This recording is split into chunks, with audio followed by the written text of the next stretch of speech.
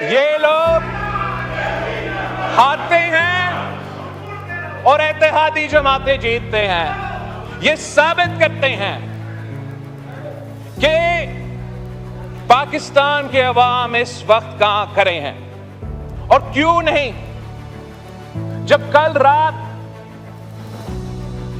جو پورے پاکستان نے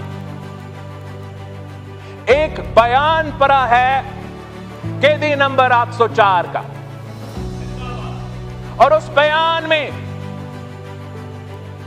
اس شخص نے اپنی سیاست کو چمپانے کے لیے اپنے ذاتی مسئلے میں، اپنے عدالت کے کیسز میں ریلیف لینے کے لیے ہر آئینی ادارہ پہ حملہ کیا ہے جناب اسپیکر.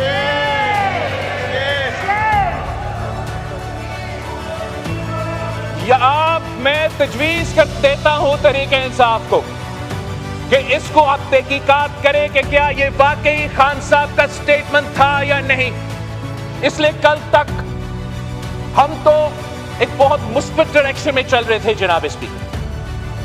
ہم نے ایک ایسا فورم بنایا تھا جس سے میرا امید تھا اور ہے کہ ہم جمہوریت اور ان اداروں کے فائدے میں لیجسلیشن کریں گے.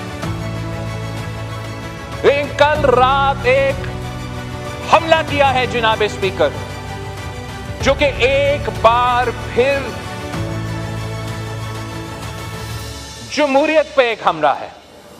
یہ ایک اتنا ایسے پروووکیٹو سٹیپ ہے کہ ایک طرف موجودہ چیف جسٹس کے خلاف کنٹیمپٹ آف کورٹ کیا گیا ہے، دوسری طرف آرمی چیف آف سٹاف پہ سیاسی الزامات لگائے گئے اس عہدہ کو متنازع بنانے کے لیے.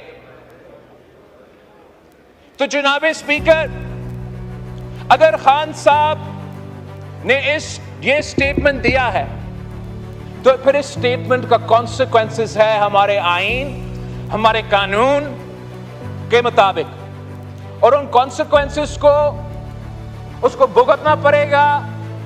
اور پھر ان کے جماعت کا جو رونا دھونا ہوگا تب وہ ہم سے اعتراض نہ کرے. خان صاحب نے اگر یہ سٹیٹمنٹ دیا ہے تو جو مسئلے خان صاحب کے لیے بنیں گے اور خان صاحب کی جماعت کے لیے بنیں گے اور خدا نخواستہ ہمارا جمہوری نظام کے لیے بنیں گے، وہ تو ان کا ذمہ داری ہے. اگر یہ سٹیٹمنٹ خان صاحب نے نہیں دیا، اگر خان صاحب نے یہ سٹیٹمنٹ نہیں دیا تو اب فوری قائد حزب اختلاف یا ان کے پارٹی کا چیئرمین ایکسپلینیشن دے کہ یہ ٹویٹر اکاؤنٹ علی امین صاحب چلا رہا تھا، مروت صاحب چلا رہا تھا، ان سے پوچھے، خان صاحب کا اس سے کوئی واسطہ نہیں ہے. یہ کلیریفیکیشن دینا بہت ہی ضروری ہے جناب اسپیکر. یہ جو الزامات کل لگے ہیں، this is a pattern of an exercise that has been going on since the days of the no confidence motion جناب اسپیکر.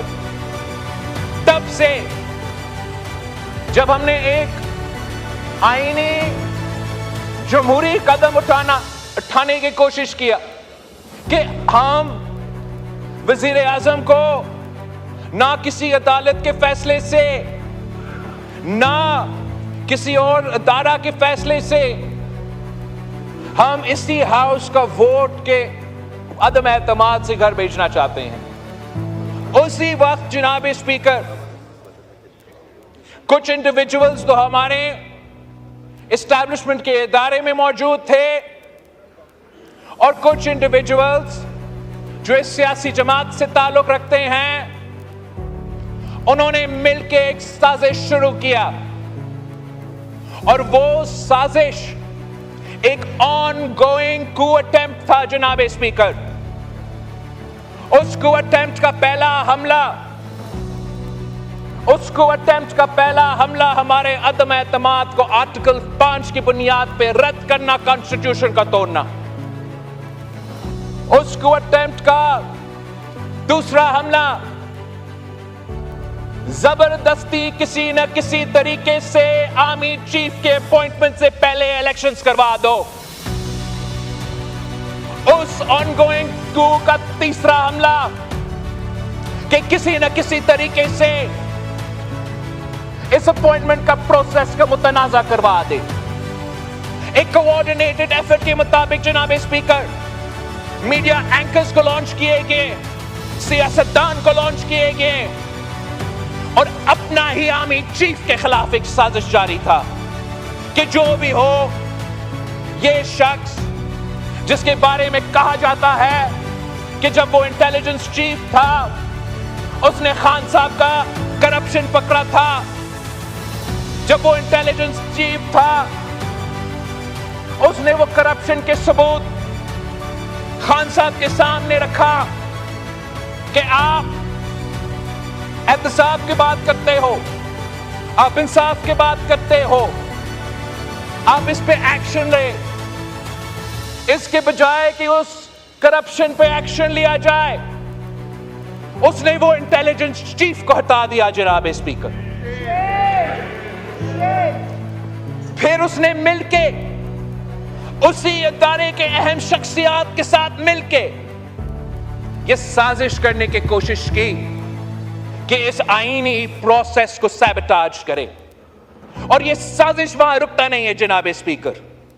मैं उससे टाइम से पहले बात नहीं करना चाहूंगा। मैं हुकूमत का वजीर नहीं हूं, मुझे डिटेल शायद नहीं पता होगा, लेकिन जिस तरीके से इस वक्त तहकीकात चल रहा है, ये जो इनका फॉर्म 45, फॉर्म 47 का प्रोपेगेंडा है जनाब स्पीकर, इस पे भी एक बहुत बड़ा कहानी सामने आने वाला है। कुछ वो साजिश जिसने पहले अदम एतमाद को रोकना था, फिर चीफ का अपॉइंटमेंट को रोकना था, उस साजिश ने इस इलेक्शंस को भी डिस्टर्ब करने थे जनाब स्पीकर। और जब वो सबूत सामने आएगा तो ना ये अपने मुंह अवाम में दिखा सकेंगे, ना कोई और अपने मुंह अवाम में दिखा सकेंगे। उनको आईन और कानून के मुताबिक जवाब देना पड़ेगा।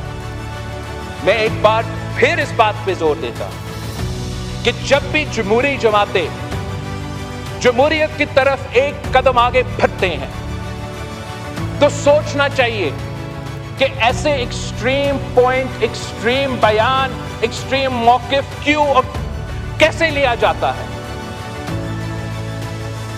ये सवाल हुकूमत और इत्तेहादी जमातों को अपने आप से भी पूछना चाहिए, मगर मैं पीटीआई से दरख्वास्त करता हूं कि आप इस बात पे आपका अपना पार्टी में ये तहकीकात करें। आप पता करें कि जब भी हम कोई पॉलिटिकल स्टेबिलिटी की तरफ जा रहे होते हैं, ये कौन साहब है जो आपके रैंक्स में है, जो खान साहब से ऐसे कोई बयान दिलवा देते हैं या ऐसे कोई कदम उठाते हैं जिसकी वजह से आपके मिसाइल में इजाफा होते हैं और पाकिस्तान के मिसाइल में इजाफा होते हैं। थैंक यू जनाब स्पीकर।